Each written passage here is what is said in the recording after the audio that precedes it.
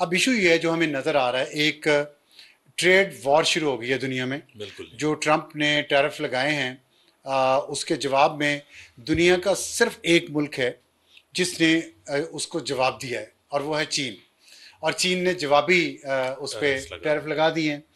अब इसके बाद ट्रंप ने जो ट्वीट किया है चीन के खिलाफ, जी। और जो जिसमें उसने जो जुबान इस्तेमाल की है, वो ज़ाहिर है एक शायान शान नहीं है एक सदर के, और अमरीकी सदर की, चाहे वो सुपर पावर है, जितना उसमें तकब्बुर है, जितना उसमें एरोगेंस है, और जिस तरह उसने चीन को कहा है कि बिगेस्ट अब्यूज़र, और मेरी जो वार्निंग थी उसको इन्होंने उसका ख्याल नहीं किया, इस तरह की बातें की हैं उसने।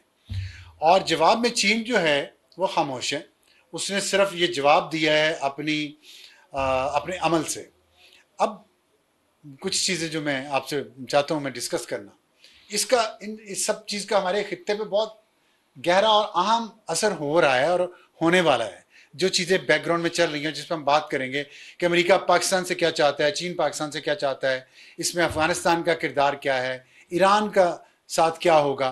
लेकिन मैं थोड़ा सा बताना ये चाहता हूँ कि अमेरिका में जो कुछ इस वक्त ट्रंप कर रहा है, और जिस तरह पूरी दुनिया की स्टॉक मार्केट्स क्रैश कर गई हैं, $2.5 ट्रिलियन का नुकसान हो गया 2 दिन में, जो पेंडेमिक के बाद सबसे बड़ा नुकसान है। जी। और कारों का बिजनेस बहुत मुतासर हुआ है।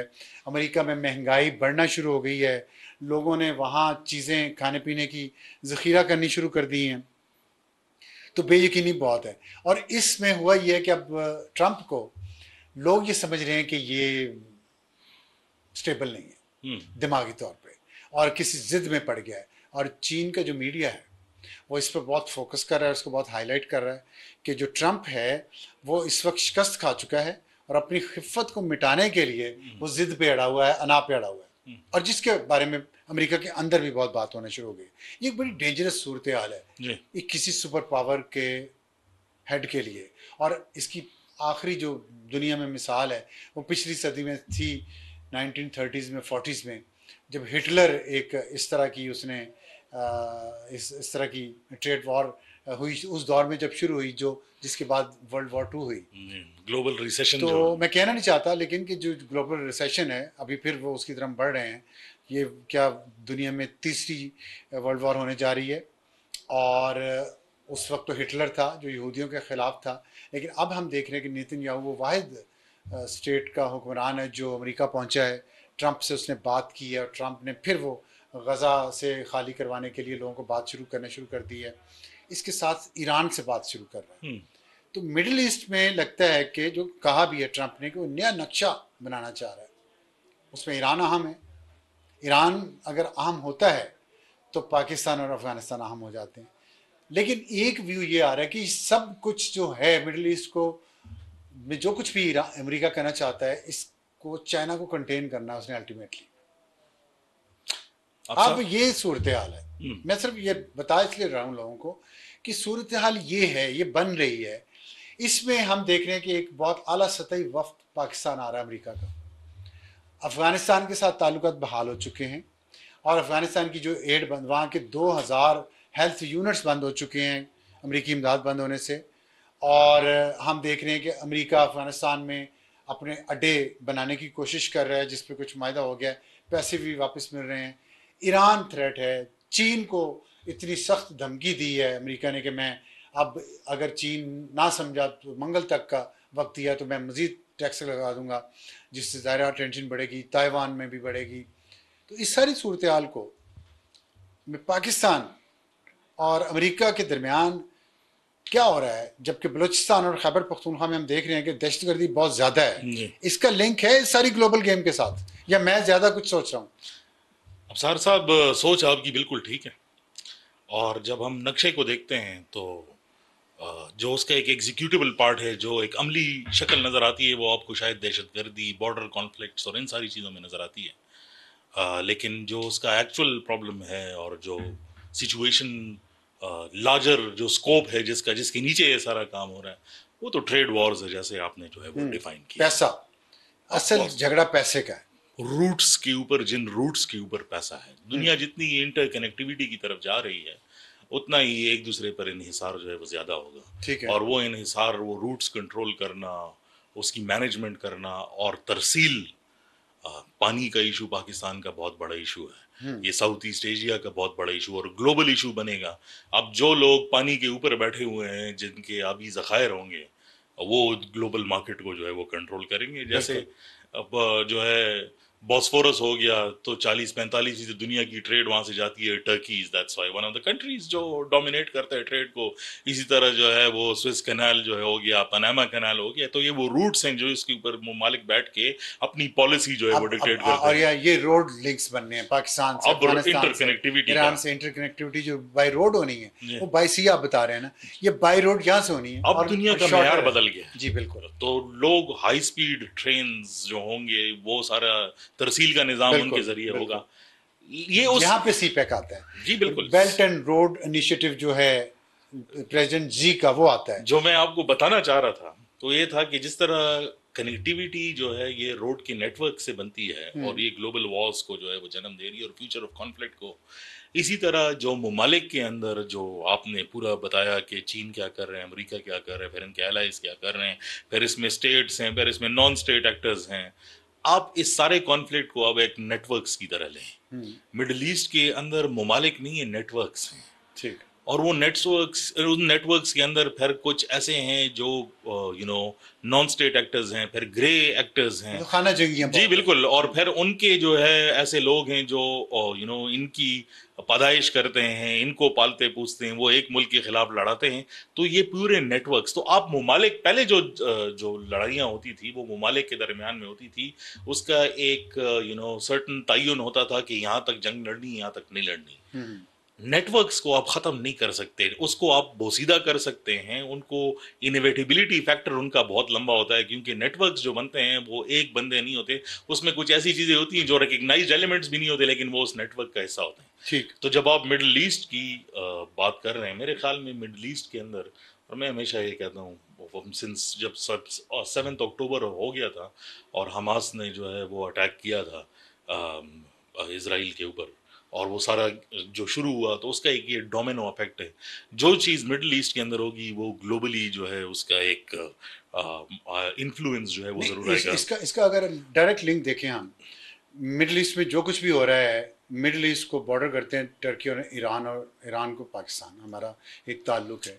100%। तो अब ईरान के साथ जो बात कर रहा है, Iran is very important in middle east.